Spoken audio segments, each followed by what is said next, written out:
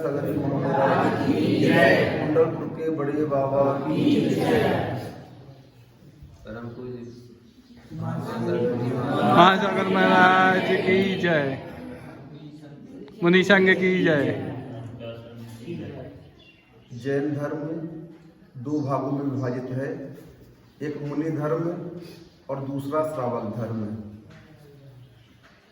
दोनों अपने अपने स्थान पर महत्व रखते हैं और दोनों का लक्ष्य मुक्ति को प्राप्त करना होता है। श्रवण अपने आत्मशुद्धि के लिए 6 आवश्यकों का पालन करते हैं, 28 मूल गुणों का पालन करते हैं। तो श्रावक भी घर में रह करके 6 आवश्यकों का पालन करता है।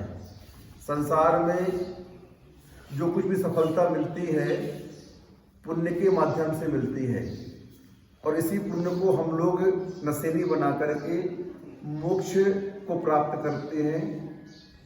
आप लोग भी गृहस्थ आश्रम में रह करके भगवान की भक्ति पूजा आराधना करके उस पुण्य का संचय करके मोक्ष मार्ग पर आगे बढ़ते हैं। संसार की सफलता हो चाहे मोक्ष मार्ग की सफलता हो, दोनों प्रकार की सफलताओं के लिए पुण्य होना आवश्यक है। और पुण्य कहाँ से आएगा? सच्चे देव गुरु शास्त्र की भक्ति करने से सात से पुण्य का आश्रय और बंध होता है। अब देखो आप लोग, चाहे पापी की सफलता हो और चाहे पुण्यात्मा की सफलता हो, दोनों की सफलता में पुण्य ही आधार बनता है। एक चोर चोरी करने में सफल होगा तो कब सफल होगा? जब उसके पल्ले में पुण्य होगा। पुण्य नहीं होगा तो चोर चोरी करते हुए क्या होगा? पकड़ा जाएगा। तो पापियों की सफलता भी पुण्य के ऊपर आश्रित है और धर्मात्माओं की सफलता भी पुण्य के ऊपर आश्रित है। इसीलिए हमें अपने जीवन में पुण्य का संचय करना चाहिए।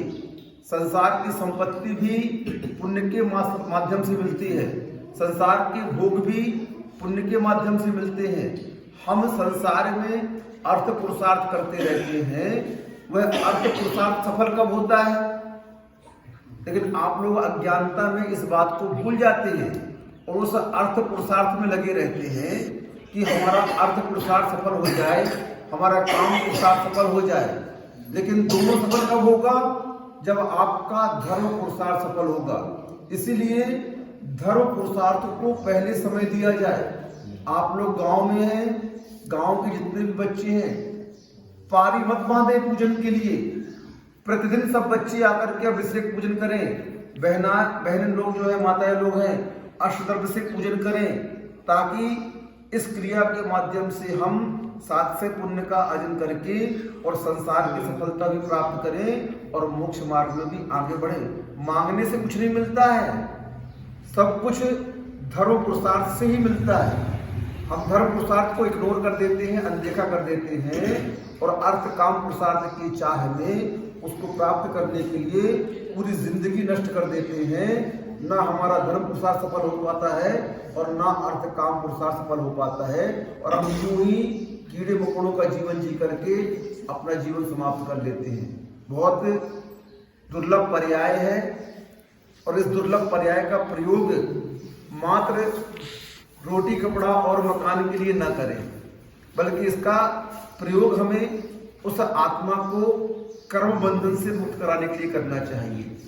क्योंकि इस पर्याय के साथ में अगर ये लक्ष्य लेकर नहीं चलते हैं, मात्र संसार की कामनाओं को लेकर के हम जीते हैं, तो न वो पूरी होंगी और न ये पूरी होगी और दोनों हाथ से चले जाएंगे और आप मजदूरों का जीवन जी करके इस संसार से विदा हो जाएंगे और आगे की पर्याय भी आपकी बिगड़ जाएगी।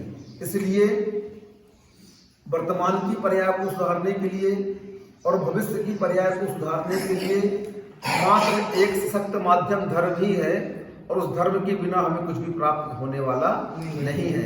इसलिए बच्चों, आप लोग 24 घंटे में 2 घंटे निकालें, 1 घंटे शरीर को दें, व्यायाम करें, योग करें, घूमें, ताकि आपका शरीर स्वस्थ रहे और 1 घंटे आप धर्म पुरुषार्थ के लिए दीजिए ताकि आपका पुण्य का आश्रय बंद हो सके। 1 घंटे धर्म को देंगे, उससे पुण्य मिलेगा और पुण्य से अर्थ की प्राप्ति होगी और अर्थ से भोग की प्राप्ति होगी और सवेरे घूमेंगे फिरेंगे, शरीर स्वस्थ रहेगा, उस भोग को मिलने पर हम भोग कर पाएंगे और स्वस्थ रहेंगे। और अंत में इसी अर्थ पुरुषार्थ और भोग पुरुषार्थ से उदासीन होकर के वह सम्यक दृष्टि इसी धर्म पुरुषार्थ के माध्यम से उस मोक्ष पुरुषार्थ की प्राप्ति करता है।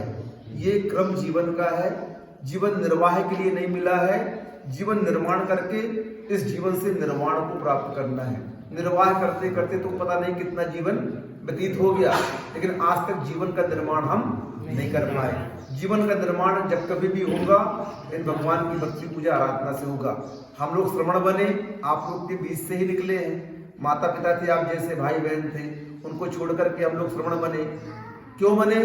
हमें सच्चाई ज्ञात हो गई कि जीवन का सत्य क्या है, जीवन का लक्ष्य क्या होना चाहिए, और यही बताना हम आपको चाहते हैं कि हम आपके ही घर परिवार से आए हैं और आप लोग भी उस धर्म पुरुषार्थ को करें, भगवान की भक्ति पूजा आराधना करें, त्याग धर्म को अपनाएं, तप करें, संयम को अंगीकार करें, स्वाध्याय करें।